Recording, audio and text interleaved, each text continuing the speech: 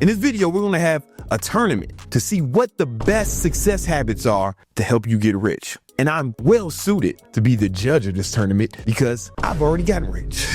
I made my first million 10 years ago. And since then, I built several multi-8-figure businesses, balling out of control. I've done a lot of these habits. I've experimented with everything on this list, and we're gonna rank them. So here's what we got here. I vibe coded this app. I call it the bracket builder, where we made a bracket. So here we got, this is round one. Here are the habits. So in round one, we got plan every hour of every day in your calendar. Listen, this is not the best code. You can't see it all. I made this right before I hit record on this video. All right. We got gratitude, read daily. This is supposed to be take short breaks every 90 minutes. This is journaling. This is cold showers, tracking your spending, meditation, the Pomodoro method, working out every day, winding down without screens. It's supposed to be waking up early, eating clean, getting sunlight in your eyes. You know, that Huberman shit, visualizing your goals and affirmations. All right. Now they're all going to go against each other. And at the end, we are going to have the number one habit for success. It's going to be the most important one. That's why you should watch this whole video to the end. Now, before I get in, none of these habits are bad. These are the best ones, but we got to have a battle royale to find out which is the best of the best. All right. So first, plan every hour of every day in your calendar. This is something that I think I've popularized. Have we heard any other internet millionaires talking about this shit? Have we? I say it to everyone who will listen every chance I get. Plan every hour of every day in your calendar. It's super hard to lose if you do this. I've been doing this for, I don't know, man, at least 15 years. If you look at my calendar, every hour of every day is planned out, choreographed. I ain't out here just freestyling my days. Think about the best freestyle rapper you ever seen, like Eminem or Juice WRLD, Lupe Fiasco. These motherfuckers freestyling off the top of their heads. Yeah, it's good. It's not as good as the music they make when they sit down and write it, right? Even the best freestyle. You motherfuckers are freestyling your whole days, wondering why you ain't successful. Now you got to choreograph your day. Plan it out. I have videos on it. That is going up against practicing gratitude. Listen, ain't nothing wrong with practicing gratitude. I believe you should have an attitude of gratitude. I've been in some situations where it's super difficult to be gracious. I didn't know how I was going to eat. I had to sleep in my car at some point. You know, my father had killed himself. I had to take care of the whole family. What if I'm practice gratitude? After my father blew his brains out and left us with a whole bunch of problems that I had to solve. Wasn't a lot to be grateful for. I mean, there's always something to be grateful for. I could have been like, hey, look at the bright side. I dare you to tell that to a nigga whose dad just blew his brains out. All right. What I did do under those circumstances, I was like, listen, I got to take care of the whole family. I got to make shit happen. So I got multiple jobs. And the only way I can work all these jobs and work out and do all the other things I need to do is plan every hour a day in my calendar. This was the key to freedom. So I'm going to put that over practicing gratitude. That's the winner. Number one. All right, now we got reading daily. This is supposed to be versus take short breaks every 90 minutes. All right, so a lot of people say you should, take short breaks, don't work hard, don't burn out. But I guess that's cool for some people. But I take so much caffeine that I don't want to break. I take enough caffeine where I just go haywire. So that hasn't been effective for me. But what has been effective for me is reading every day. I read for about 90 minutes every day. There was a point where I was reading like 2 books a week. It's probably a little less now, because I'm like rereading some of the best books instead of trying to find new ones. But when I was trying to gather all this knowledge, I was reading like 2 books a week for years. Even when I was real busy, back then I didn't have a car, right? I don't have a car now either. I just take Uber everywhere. But back then I had to take the subway, and I would read on the subway, going from Queens to Manhattan to work. The benefit of reading is it gives me different ideas. I'm able to connect different dots together when you have more knowledges. Sometimes people don't know what they don't know, right? I hear some guys saying, oh, you don't need to read to be successful. Reading is stupid. Maybe they're smarter than me, but maybe they're also smarter than Bill Gates, Elon Musk, all the guys who talk about reading all the time, right? They're smarter than Warren Buffett. Warren Buffett said if he had one superpower, it would be to read faster. So I'm gonna go reading every day. Without this, I wouldn't be where I am today. Journaling over cold showers. I guess journaling is cool, and I'm not gonna speak against it. Maybe if it was Pride Month, journaling would win. I'm not saying journaling is bad or anything. If you want to journal, that's cool. I don't care what you do, man. You journal, have 2 boyfriends, whatever you want to do. I don't want to just fucking write down what's going on, man. I want to take some action. So I'm going to say cold showers over journaling because there is the actual biological benefit to cold showers. So studies show that it raises your dopamine temporarily by 200%. I haven't found any study in this says journaling helps you with anything. Maybe they exist and I just refuse to look at them. But dopamine is something that's responsible for drive. If you have low dopamine, you have low motivation and low drive. Right? Cold showers can boost your dopamine. In fact, cold exposure was used to treat depression for that reason before pharmaceutical drugs were invented. They didn't know why it helped people be in a better mood, but it did. This one's going to be tough for me. Tracking your spending or meditation. There was a Harvard study that showed after 8 weeks of meditation, the part of your brain called the amygdala started to shrink. And it continued to shrink the more you meditated. And that's important because the amygdala is a part of your brain that makes you a motherfucking spaz. That's where fear and anxiety, fight or flight comes from. There's another study that showed that after about 8 weeks of meditation, the people in the study had greater density in their neocortex. So neocortex is part of your brain that's responsible for logic. And human beings, we have bigger neocortexes than the majority of animals.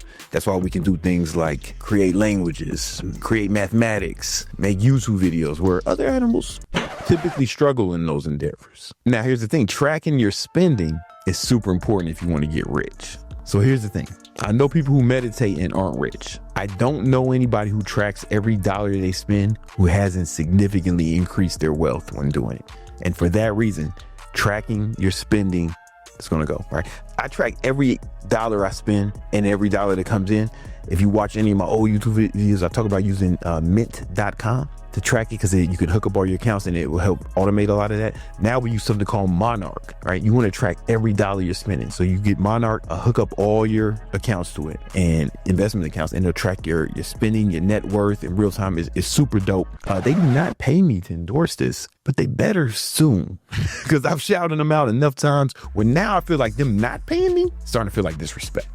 But Monarch, it goes hard. Now we have the Pomodoro method. Pomodoro method is a productivity method where you work for 25 minutes, set a timer, and then chill for 5 minutes, set a timer, and then you keep repeating over and over again. And then working out every day. Now this is success habits to give you rich. I know people who don't work out and are rich, but I guess I know people who do this and don't have money either. But what's going to be the biggest bang for your buck as far as making money is concerned? I'm trying to put my fitness bias aside for this. I'm going to go working out every day because working out every day will affect your mood. And if you have more confidence and you're in a better mood, you'll be in a better position to actually acquire capital. And it's good for networking. If you join an expensive gym, you can network there. I'm telling you, man. I met people at Equinox, actually today, first class. I sat next to a dude. He started asking me about my workout routine. I'm typically the only motherfucking first class with no sleeves. If you start a conversation, come to find out, man, he owns a big restaurant here in Miami. I'm sure there's some opportunities for business relationship that will be mutually advantageous as a result. So I'm gonna go work out every day because it opens doors and it improves your mood. Now we got this shit that everybody be talking about, winding down without screens, like no screens before bedtime. I hear people say that shit. We are about 90 minutes from my bedtime right now. And not only do I have mad screens here, I got two big ass lights shining right on me, right into my cornea, screens and lights. I don't have a problem sleeping. Now waking up early, listen, I know people who don't wake up early who still are rich. But for me, waking up early is a cheat code. The reason it works so well for me, because when I wake up early, I can get shit done before the world wakes up and people start asking me for shit, bringing me their problems that I gotta solve. And I can get a lot of deep work done before that. Now, some people can stay up late and do it at night, and that's cool. You know, as long as you can get some uninterrupted time to work, usually in the morning or at night. I'm gonna go waking up early, that's me. I'll be on screens to the last moment. All right, now we got eating clean versus sunlight in your eyeballs in the morning. First person I heard talk about this was Hugh Berman, everyone's favorite white science man. I think it's good, it's fine, but I think eating clean will make you more productive. Because when you eat junk food or food that's high on the glycemic index, what happens is it makes you sleepy. Here's why. When you eat food that's high on the glycemic index, you end up with a lot of glycogen in your bloodstream. And when your blood glucose levels go above 110, your pancreas secretes a hormone called insulin. And insulin's job is to flush out as much of the glucose as possible so you don't die. The thing is, it does it very indiscriminately. It flushes it out from everywhere, including your brain, right? And this is why a lot of times people get tired after a big meal. They get sleepy. Some people call it the itis. If you don't do that, if you eat clean during the day, you'll have way more energy and you'll be more focused. A lot of you guys have noticed that, those of you who do intermittent fasting, during the fast, you're probably super productive once you acclimate to it. And then have you noticed that as soon as you break the fast, it's like the fucking work day is over. That's something I noticed back when I used to do intermittent fasting. So I was a rush to get everything done before 3 when I break my fast because the productivity would plummet. That's the insulin spike. Now that I'm keto, I don't have that. I basically have that same feeling from the fast all day, every day. Not to say you have to be keto, but you want to stay with food that's low glycemic, at least during the workday. If you want to eat a bunch of carbs, candies, and cakes, do that shit after work. Eating clean is the winner for that one. Now we got visualizing your goals versus affirmation. We're getting down into that part of success habits. It sounds like you should be collecting crystals, maybe wearing some hemp jewelry. Maybe you got a bunch of rocks next to your bed. Maybe you're one of those guys who wear feather earrings and sandals, walking around looking like a neo Jesus. Those are the guys who talk about visualizing and affirmations the most. If I had to pick one, I'm gonna pick visualizing, because you can't bullshit yourself. Like affirmations, I'm successful. And if you know it's not true, now you just look like a schizophrenic, talking to yourself all crazy. But if I got to pick one, I'm picking visualizing your goals. All right, now we've made it to round 2. This one's gonna be quicker because I don't have to tell you what each one is. Plan every day in your calendar versus reading every day. This is difficult for me because I love both of them. In fact, I probably do everything in this list. We got most of the bullshit out. So I'll probably do all 8 of these, right? So I'm not saying any of them are bad, but I gotta pick one, right? I'm going plan every hour, every day in your calendar. Because you can read some shit, that don't mean you're gonna be some shit. It's hard to fail when you plan every hour a day in your calendar. Cold showers versus tracking your spending. I'm gonna go tracking your spending. It's hard to go broke if you're tracking your spending. Here's the thing, the more money you make, the more important this becomes. Because you ain't got no money, it's kind of less important because you ain't tracking shit. Just people I've coached, like one-on-one, other entrepreneurs, try to help them improve their business and lives to a certain extent. And none of them track their spending. It will hook up all their accounts to Monarch. And it'll go back like the past 90 days and look at everything. And I'll have them categorize everything and we'll look through it. They're always shocked at how much money they're spending on bullshit. Even broke motherfuckers. These 2 things will improve your life. Working out every day versus waking up early.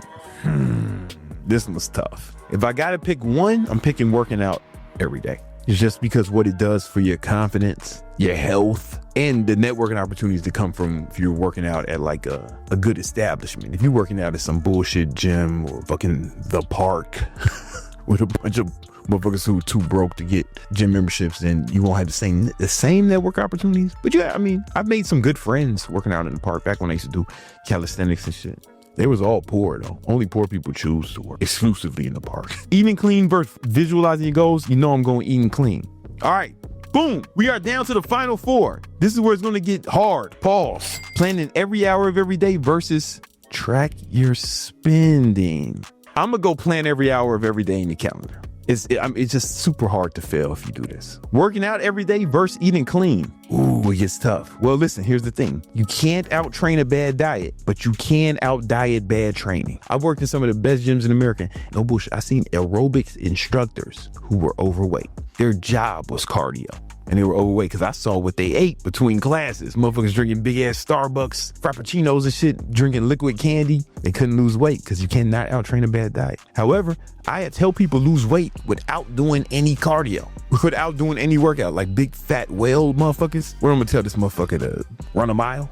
Nah, let's just get your diet right. And as soon as you get your diet right, without even any exercise, they lose weight. So we're gonna go eating clean. All right, now it's down to the last 2. Eating clean got lucky. It didn't go against tracking your spending or some of these other ones. It just had it. Planning every hour of every day versus eating clean. You know what I'm gonna pick. Planning every hour of every day. This is the cheat code to life. I'm just telling you, if you learn one thing from me, plan every hour of every day in your calendar. I promise you do this shit for fucking 1 week, it'll be the most productive week of your life. You do it for a month, you'll accomplish more that month than most people do in a whole year. If you do it for 90 days, you will change your whole life. I promise you, your whole life will change. You will be unrecognizable within 90 days. Listen, I got a video that goes over how to do this and really breaks it down. Go check that out now.